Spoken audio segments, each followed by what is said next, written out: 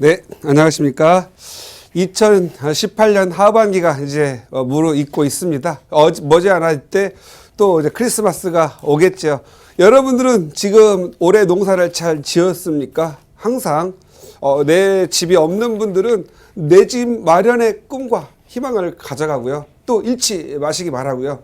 또 어느 정도 사시는 분들은 부동산 부자의 꿈 그리고 부자의 희망 이거 놓치지 마시기 바랍니다. 요즘 부동산 고민 많아졌습니다. 여러분의 고민 어떻게 해결해 드릴까요? 지금 전화 주시면 속 시원하게 쾌청하게 해결해 드리도록 하겠습니다. 지금 전화 주시기 바랍니다. 네, 먼저 고민 상담에 앞서서 오늘 또 차윤원 대표님의 꼬꼬박사 강의를 통해서 실패 없는 부동산 투자 방법을 알려주신다고 합니다. 대표님 읽어주시죠. 예, 요즘 부동산 규제, 금리, 그리고 미중 간의 무역 전쟁, 전체적으로 지금 현재 부동산 투자가 어렵습니다. 그래서 심리가 많이 굳어져 있는데요. 오늘은 서울시장 그리고 또 쉬운 투자법에 대해서 좀 생각해 볼까 합니다. 그래서 제목은요, 부동산 투자, 서울의 부동산 투자, 시련은 있어도 실패는 없다. 그리고 서울은 영원한 블랙홀이다라는 표현을 해봤습니다. 영원한 블랙홀, 어떤 블랙홀일까요? 결국 서울은 모든 서울의 사람, 서울의 우리나라 전 많은 분들을 끌어당기는 사람을 끌어당기는 블랙홀이고요. 그리고 모든 재화, 자금 이런 부분을 끌어당기는 그런 블랙홀인 것 같습니다. 제가 이 서울이 영원한 블랙홀이다라고 하는데 너무 막연하죠. 그 한번 이유를 말씀드려 보겠습니다. 과연 서울이 가격이 왜 올랐고 이렇게 희소하고 공급이 많은데도 불구하고 서울이 이게 블랙홀처럼 많은 사람을 끌어당기고 마음을 아프게 할까요? 첫 번째 이유는 자동차의 공급으로 보고 있습니다. 예, 이게 무슨 말이냐면요. 우리나라의 서울의 집값을 올린 주범이 자동차의 공급이라고 저는 생각을 합니다. 과거에 서울이라는 데가 있었고 그 다음에 주변에 이렇게 여기 서울이라고 해서 서울 그리고 외곽 순환도로가 이렇게 있었습니다. 그런데 제가 보는 경우에 과거에 보면은 위에 보면 일산 그리고 중동 그 다음에 산본 그 다음에 평촌 분당이라고 있었어요. 그래서 서울에 과거에 2001년 이전까지만 해도 서울에서 잘 나가는 전문 직종 종사자들이나 그리고 대기업에 다니는 그리고 또 돈이 좀 있으시는 자영업자 이런 분들은 서울이라는 데를 사는 것보다 돈을 모아서 옆피족이라고 그래서 여기 이런 일산 같은 신도시로 많이 내려갔었죠. 그런데 2003년 4년을 거치면서 한 집에 1.5대, 2대, 심지어는 3대까지 이제는 내 자가용이 없으면 발이 없을 정도로 차가 공급이 많이 됩니다. 그러다 보니까 여기에 이 외곽 순환도로 주변에서 쾌적하게 살던 분들이 너무 차가 많이 막히다 보니까 돈벌이 자기가 다니는 직장과의 거리가 계속 멀어지는 겁니다. 시간적으로. 그러다 보니까 서서히 교통의 불편함 때문에 안쪽으로 들어오게 되죠.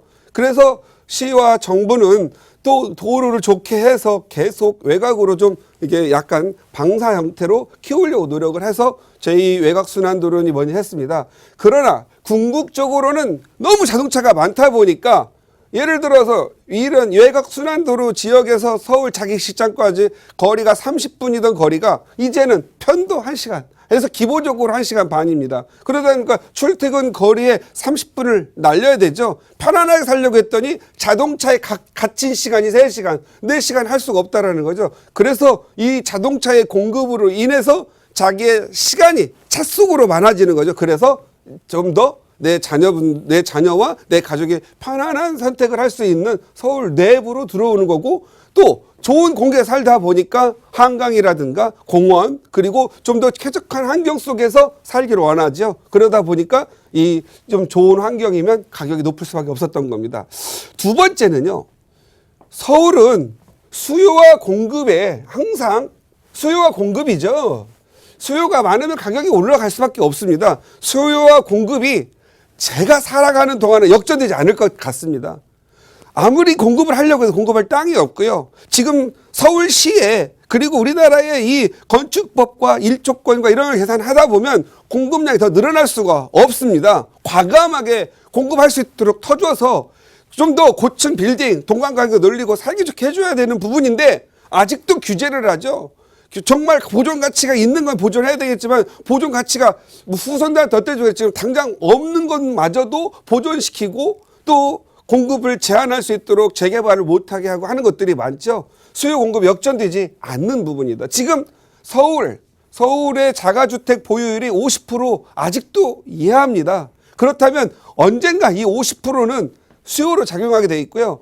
이 주택 공급에 대해서 이 수요가 과잉적으로 이렇게 많지 않으려면은요, 자가 보유율이 보통 65에서 70% 정도는 도달해야 됩니다. 70%. 그런데 이 70%가 도달하기까지는 아직도 많이 멀었다는 부분입니다. 그래서 저는 정책적으로 이런 규제는 한정적이에요. 뭐 금리를 잡고 부동산 양도세를 잡고 뭐 중과세를 때리고 막 이런 것들은 결국은 부동산 시장을 악화시키겠지만 전체적으로는 우리나라 전체 경제가 악화돼서 서민 경제에 오히려 파탄을 일으킵니다. 이런 것은 이미 2001년에서 2008년 사이에도 이미 봤던 것들이거든요. 그래서 지금 이미 백화점식으로 늘어나는 엄청난 규제는 오래 갈 수가 없다. 이거 다 알고 있기 때문에 사람들이 안 파는 거예요. 이제 존버 세대들이죠. 존버 세대들이 많이 늘어났습니다. 그래서 많이 버티는 생각이 늘어났다라는 거죠. 왜? 수요와 공급이 이거 역전될 수 없다는 걸 다 알고 있다라는 거죠. 그래서 그냥 가게 돼 있다는 거죠. 거기다 대고 전셋값 이제 가격이 안 오르고 떨어진다고 하면 어떻게 되죠? 전세로 몰리겠죠. 전셋값 올라가면 결국은 투자자들은 원금 회수죠. 대출도 안 나오니까. 그러면 이 대출을 잡았다고 해서 되는 게 아니죠. 흐름을 바꿔줘야 되는데 흐름이 역전되지 않는다. 그래서 저희 서울은 영원한 블랙홀 중에 한 요인인가 생각합니다. 세 번째, 아마 이 정부가 생각하는지 모르겠지만 우리 이 서울에 계신 분들 또 우리 한국의 대도시에 사시는 분들이 생각하는 이상으로 부자들이 많습니다. 부자들은 돈을 넣을 수 있는 공간이 일반적인 생각이에요. 돈 벌으면 은행에 넣는 거야. 그 다음에 두 번째 주식, 그 다음에 달러, 그 다음에 부동산. 우리가 돈을 담아놓을 데가 별로 없어요. 그리고 부동산이 그 중에 하나를 차지하고 있는 거죠. 우리나라 땅덩어리가 작습니다. 그렇다고 우리가 미국이나 이런 데처럼 유동성 확보해서 파생 상품 사가지고 부자 되고 이거 잘 모르는 분들이 많아요. 그래서 생각하는 이상 이 많은 부자들이 갈 데가 없다라는 거죠. 그래서 우리가 부자들이 돈을 여러 지역에 여러 분야에 투자할 수 있는 그런 환경을 좀 조성하는 것도 매우 중요하겠다. 그래서 생각하는 것 이상으로 많은 이 부자들의 욕구가 서울로 그리고 대도시권으로 갈 수밖에 없다. 왜요? 자녀 교육, 직장 문제 이런 부분 때문에. 그래서 사람은 군집성을 가져가지고 너무 어쩌다가 전원주택 살면 좋지만 결국은 외롭거든요. 그래서 모여 사는 걸 좋아할 수밖에 없기 때문이죠. 네 번째는요. 우리 서울의 도시 규모가 1,000만 명이 안 된다. 거의 그냥 1,000만 명이라고 할게요. 이러한 도시 규모에 비해서 공급 규제가 많고 그리고 오히려 양질의 아파트라든가 살기 좋은 쾌적 환경이 있는 그런 희소성이 좀 있습니다. 주택에 대해서. 그러다 보니까 가격이 좀 높아져야 되는데 규제를 막 하잖아요. 그러면 도시 규모에 비해서 공급 규제가 많고요. 그 다음에 가격이 생각보다 쌉니다. OECD 국가에서도 전체적인 가격은 그래 싸다고 합니다. 그래서 이런 부분들이고요. 그래서 더 오를성이 있다라는 거죠. 그 다음 수요는 여전히 증가한다. 서울이나 대도시고로는 수요가 여전히 증가하고 있죠. 만약에 인구가 줄어들고 인구 절벽이라고 하지 않습니까? 그러면 자녀가 줄어들죠. 그 학교가 줄어들고 폐교가 됩니다. 그럼 내 자녀의 교육을 하기 위해서 어디로 가요? 다시 대도시로 갈 수밖에 없는 거죠. 그래서 저는 이러한 서울의 영원한 블랙홀이기 때문에 서울은 여러분에게 지금과 같은 이 규제와 제도에서 시련은 있겠지만 결국 시간이 가면 실패는 없다 이렇게 생각을 하고요.